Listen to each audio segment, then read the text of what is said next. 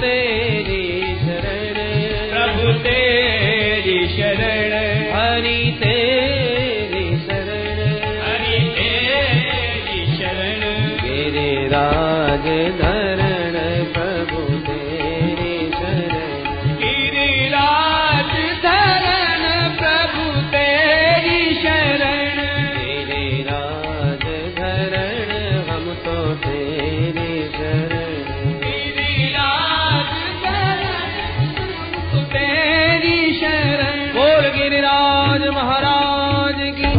जय। भगवान बोले ब्रजवासियों ने शांत हो जाओ। क्यों भैया? बोले भैया मेरे देवता ने मेरे कान में आके कछु कह दी। अरे जल्दी बोल कन्हैया भैया का बात है गई? भगवान बोले मेरो देवता मेरे कान में आके कह गयो भैया ज्यादा पानी बरस रहा हो तो सब मिलके मुंह को उठा के छाता बनाए लो।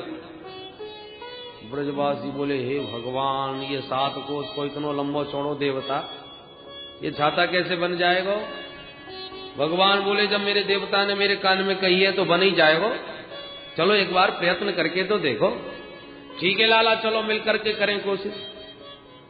सबने मिलके प्रयास किया और भगवान ने तो बड़ी सहजता था।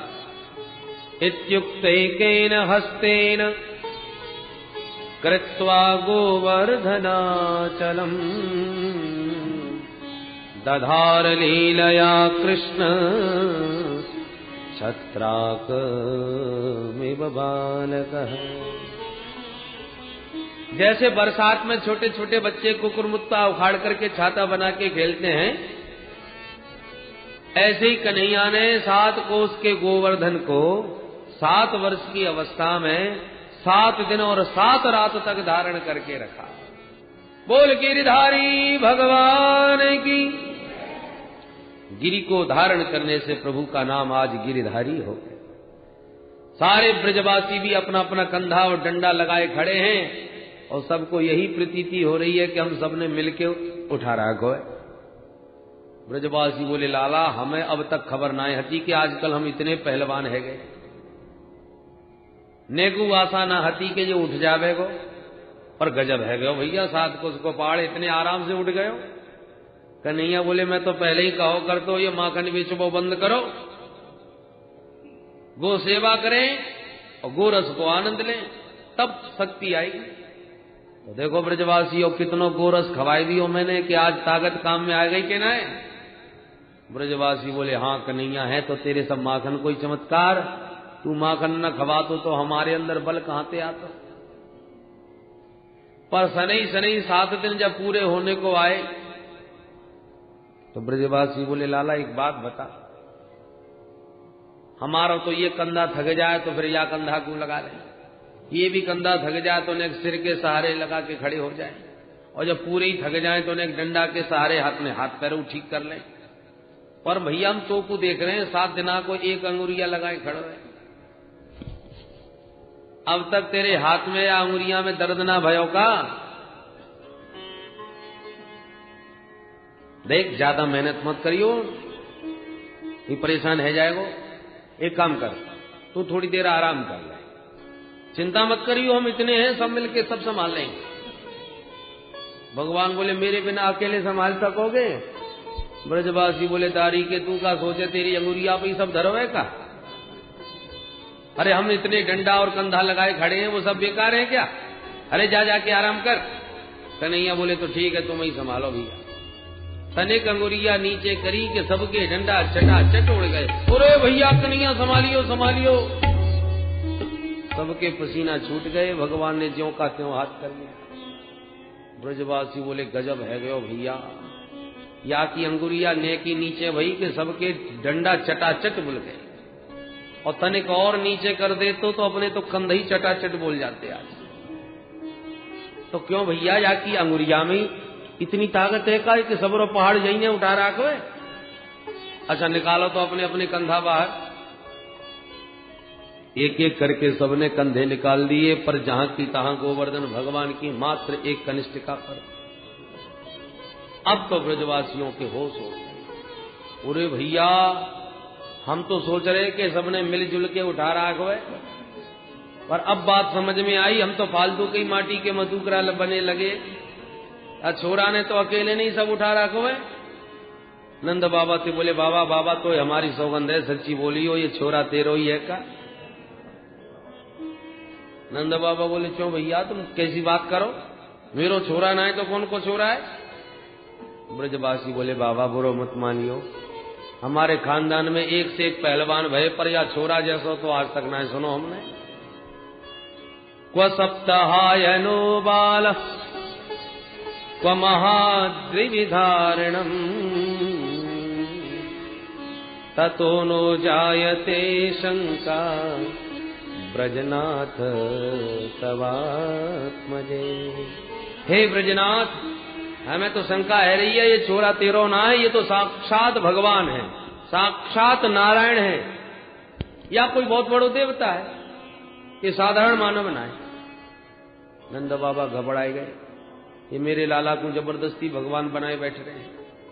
हाथ जोड़ के बोले ब्रजवासियों एक रहस्य की बात आज बताऊं? बताओ। बोले एक दिन गर्गाचार्य जी मेरे घर आए, मैंने उनसे प्रार्थना करी कि मेरे छोरा को नाम रख दो तो बड़ी कृपा होगी, और उन्होंने एक शर्त रख ली कि काउए बताइयो मत तो चुप ही रख सके हम। तो भैया बुरो मत मानियो, मैंने तुम्हें काउए ना बुलाया, पर आज उनकी एक बात मैं कहूं। कहो। कि गर्गाचार्य जी ने मेरे लाला के बारे में बड़ी विचित्र विचित्र बातें कही। हर युग में जन्म हो यो करे या को हैं, ये भगवान के समान गुण वालो है, नारायण समूह गुण ही, नारायण के समान गुण है, बड़े बड़े संकट से तेरो लाला तुम सबन की रक्षा करेगो। भैया बाबा की एक एक बात बिल्कुल पक्की निकली, बिल्कुल सही सही बात बताई बाबा ने, परंतु मैंने तो बस एक ही बात समझी है कि मैं दिन रात जो नारायण को भजन करूं और भजन करके हमेशा एक ही बात मांगू कि हे नारायण मेरे छोरा की रक्षा करियो, मेरे लाला पर कृपा करियो। सो मेरे भजन के प्रताप से नारायण आजकल मेरे छोरा पे कुछ ज्यादा ही प्रसन्न है, तो मेरे और लाला के ऊपर नारायण की विशेष कृपा है। ये भगवान भगवान ना है, भगवान की कृपा जाके ऊपर विशेष है। क्यों करके ब्रजवासियों को नंद बाबा समझा देंगे, पर ब्रजवासियों के मन में बात बैठ गई। इंद्र ने आकर के देखा कि क्या हाल है ब्रज का।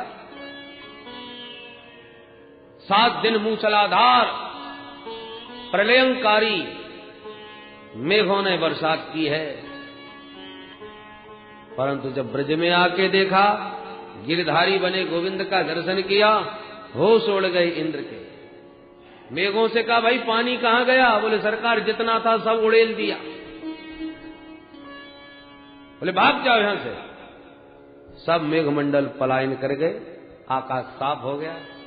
भगवान ने कहा धूप निकल आई, हे ब्रजवासियों अब तुम भी निकलो सब बाहर, देखो देखो आकाश साफ हो गया, पानी बंद। सब ब्रजवासी अपने अपना सामग्री ले ले करके बाहर निकले। भगवान अपि तम शैलम स्वस्थाने पूर्ववत प्रभु पश्यताम सर्वभूतानां स्थापयामास लीलया। खेल खेल में जैसे प्रभु ने गोवर्धन को उठाया था, उसी प्रकार से बड़ी सहजता से यथास्थान भगवान ने ज्यों का त्यों रख दिया। सब ब्रजवासी अपने घर को लौटे, और सबके मन में एक बात आती है कि कन्हैया हमारो भगवान है। बेचारे दूर दूर हाथ जोड़े जा रहे हैं। कन्हैया ने मुड़ के देखा, क्यों भाई ब्रजवासी हो, सबके सब हाथ काय क्यों जोड़ रहे हो मेरे?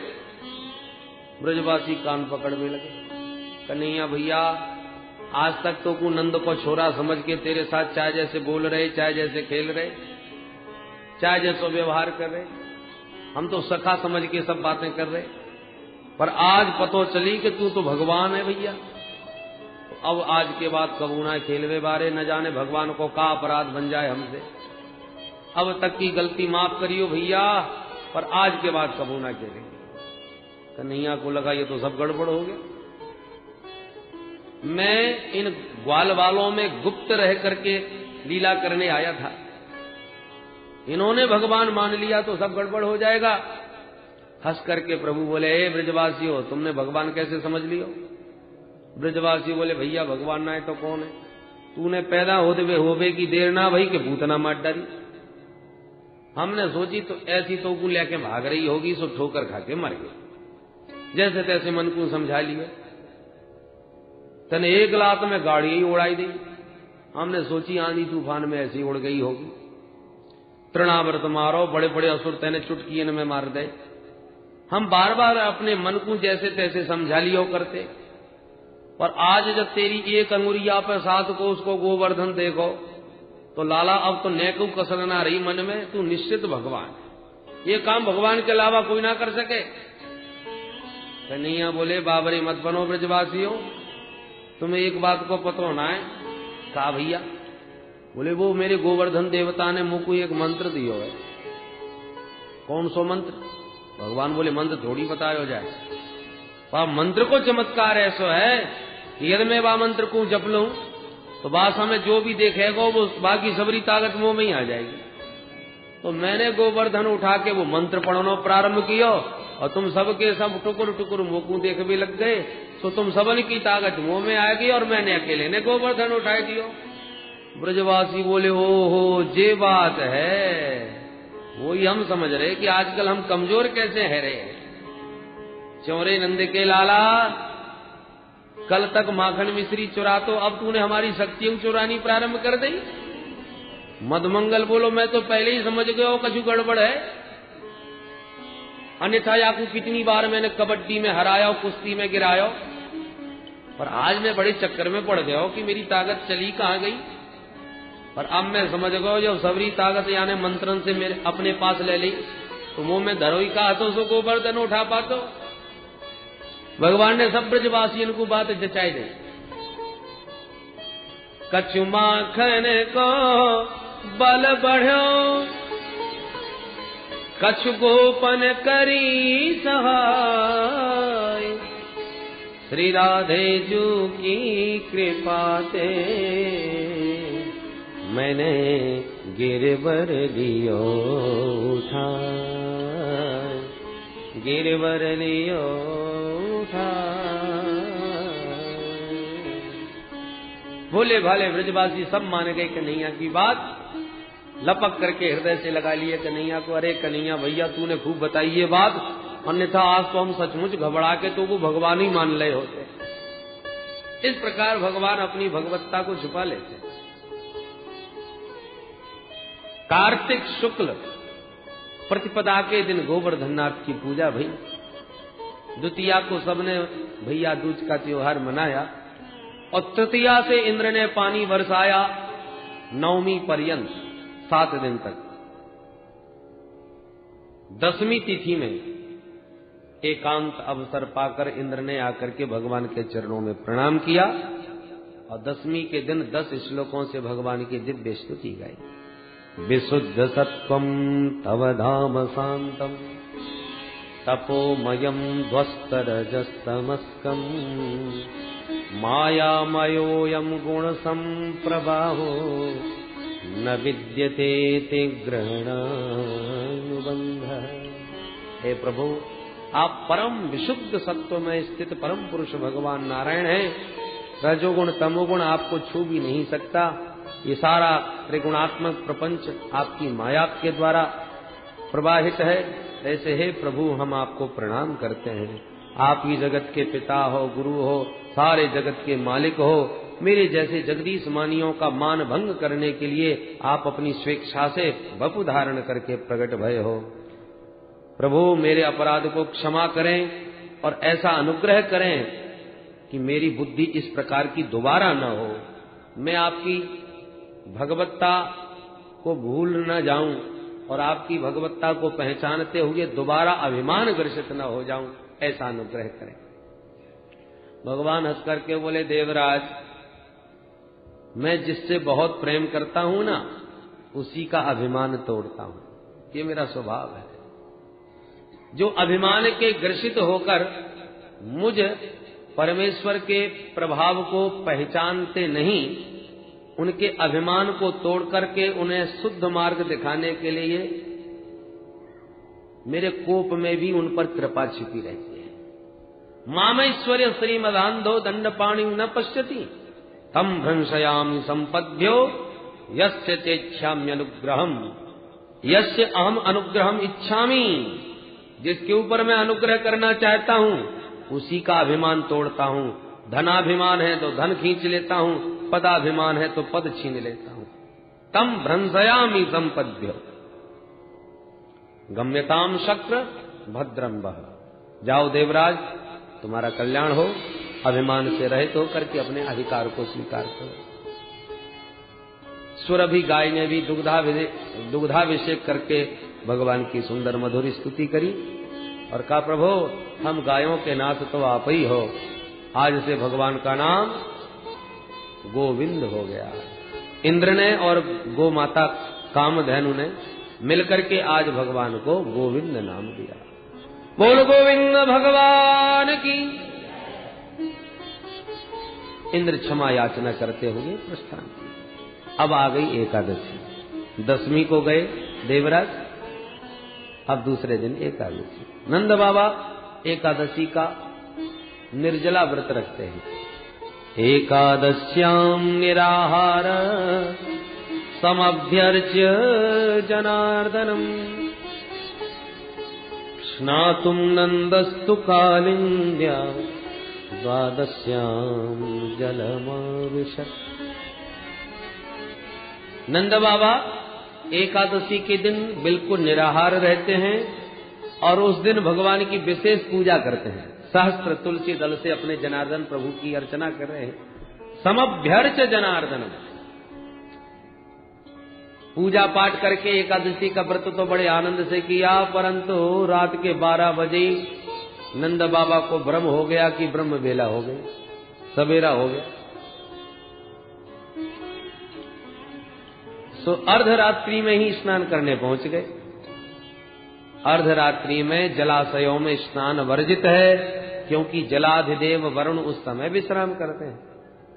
पर जैसे ही जल में प्रवेश किया कि वरुण के दूध पकड़ के नंद बाबा को ले गए भीतर। एक दो ग्वाला जो उनके संग में गए थे, उन्होंने बाबा को जमुना जी में डुबकी मारते तो देखा, पर जब बड़ी देर तक बाहर नहीं निकले, नहीं उछले, तो बेचारे डर गए। दौड़े दौड़े आए, अरे कन्हैया तेरे बाबा जमुना जी में डूब गए। सुनते ही भगवान दौड़े, मारी छलांग जमुना जी में और मार डुबकी पहुंच गए वरुण लोक में। वहां नंद बाबा बंधे पड़े थे, वरुण सिंहासन पर डटे थे। जो प्रभु का दर्शन वरुण ने आते हुए किया, तुरंत खड़े होकर स्वागत किया, आइए आइए पधारिए प्रभु, हम धन्य हो गए आपके दर्शनों से, अहो भाग्य आपका अचानक आना। अद्य मे निवृतो देहो अद्यैवार्थो घित प्रभो त्वत्पाद भाजो भगवन् नवापो पारमाध्वन। महाराज हम देहधारियों का जीवन धन्य हो गया, जो आपके पाद पद्म हमारे इस लोक में पधारे। कहिए प्रभु ये अचानक आपका आना कैसे हुआ? भगवान बोले, वाह हमारी महिमा गा रहे हो, और हमारे पिताजी को बांध के पटक रखा है घर में। आपके पिता कौन है महाराज? भगवान बोले, वो बैठे हमारे नंद बाबा। जो सुना कि नंद बाबा श्री कृष्ण के पिता हैं, वरुण तो बेचारे घबराए गए, कान पकड़ के माफी मांगने लगे, क्षमा करना सरकार, अनजाने में हमारे मूर्ख इन दूतों ने बड़ा भारी अपराध कर दिया। अजानता मामकेन मूढ़ेन कार्यवेदिना आनीतोऽयं तव पिता तद्भवांक्षन्तुमर्हति। आनीतोऽयं तव पिता तद्भवांक्षन्तुमर्हति। हमारे अपराध को क्षमा करें प्रभु, अनजाने में भूल हो गई। हमने कहा, प्रभु बोले कोई बात नहीं, जो होना था हो गया, मुक्त करो। वरुण ने तुरंत नंद बाबा को बंधन मुक्त किया, बार बार कान पकड़ के माफी मांगते हुए विदा किया। भगवान अपने बाबा को लेकर के बाहर निकले। तब तक तो वृंदावन में हल्ला मच चुका था, तमाम ब्रजवासी आ गए। जैसे ही नंद बाबा बाहर निकले, सबरे ग्वाला घेर के खड़े हो गए। अरे बाबा कहां डुबकी मार के चले गए? इतनी लंबी समाधि लगाई ली जल में। नंद बाबा बोले, मत पूछो ब्रजवासियों, आज तो गजब है गया। कहा भयो बाबा? बोले भैया हमें क्या खबर कि कितनो समय है, हम तो आधी रात पे ही चली आए देखो। परंतु जैसी डुबकी मारी तमाम हट्टे कट्टे छोरा आए, मुंह को दबोच के ले गए भीतर, पकड़ के ले गए और न जाने कहां ले जा करके मुंह को बांध के पटक दियो। उनको एक बड़ो भारी राजा, मैं कछु ना बोल सको भैया, पर न जाने कैसे कहां से घूमतो भयो मेरो कन्हैया पहुंच गयो। फिर पर भैया न जाने कन्हैया की बात से का रिश्तेदारी न कर पड़ी। अरे सबरे जाके पामन में लोटपोट है गए। वो उनको उन सबन को राजा मेरे कन्हैया को हाथ पकड़ के सिंहासन पर बैठा के बड़ी बड़ी दंडवत करवे लगो, बड़ी बड़ी महिमा गावे लगो। सबरे या को हाथ जोड़ जोड़ के दंडवत कर रहे थे और मेरो लाला नेक नेक से हाथन से सबन को आशीर्वाद देतो गयो। मैं देख देख के बाबर है गयो, हे भगवान मेरे कन्हैया की का रिश्तेदारी है याते मुंह बांध के पटक राखो है, छोरा की देखे कैसी पूजा करे सब। पर मेरे कन्हैया ने जैसी परिचय दियो कि मैं या को पिता हूं, हैं? मेरे बारे में जैसी बतायो सो भैया सबके होश उड़ गए और सबरे मेरे पामन में लोटपोट है गए और बड़े आदर के साथ मुंह को विदा कियो। फिर सबने माफी मांगी मत मोते। अब तो सबरे ग्वाला फिर काना फूसी करवे लगे, भैया कछु है जाए, अब हमें तो पक्को विश्वास है गयो अपनो कन्हैया साक्षात भगवान। देख तो कैसी कैसे देवता याके पामन में गिरे। एकांत में सबरे ग्वाला आके बोले कन्हैया तो आज हमारी यही सौगंध है, तू झूठ मत बोलियो। पूछो भैया क्या बात है? बोले लाला तू सच्ची सच्ची बोल, तू भगवान है का? कन्हैया फिर हंसे बड़ी जोड़ते, ब्रजवासियों तुम काय को मेरे हाथ धो के पीछे पड़ गए हो, जबरदस्ती भगवान बनाए डोल रहे हो। ब्रजवासी बोले देख कन्हैया तू भगवान हो तो चुप ही हमें बता दे, हम काऊ से ना कहेंगे। भगवान बोले अच्छा एक बात बताओ ब्रजवासियों, यदि मैं भगवान भयो तो तुम कहा करोगे? ब्रजवासी बोले हमें कछु ना लेनो देनो, तू बनो रहे भगवान। हमारी तो एक ही छोटी सी इच्छा है कि तू सचमुच भगवान है तो तेरो बैकुंठ कैसो है, बस एक बार अपनो बैकुंठ हमें दिखाई दे और हमें कछु ना चाहिए। भगवान बोले तो सुनो, मैं भगवान हूं के ना या झगड़े में मत पड़ो, तुम्हें बैकुंठ देखनो है वो तुम्हें दिखा सको। अच्छा भैया दिखा। भगवान बोले आओ मेरे संग। सबन को लेके आए ब्रह्मकुंड। भगवान बोले ब्रजवासियों जो बैकुंठ चलवो चाहे वो या कुंड में डुबकी मारे। और इतना सुनते ही सबरे ग्वाला व ब्रह्मकुंड में डुबकी लगा दे। और जो डुबकी मारी ते तो ब्रह्म हरदम नीता मग्ना कृष्णेन चोद्धृता दद्रसुर ब्रह्मणो लोकम यत्रा क्रूरोध्यगात्पुरा यत्रा क्रूरोध्यगात्पुरा।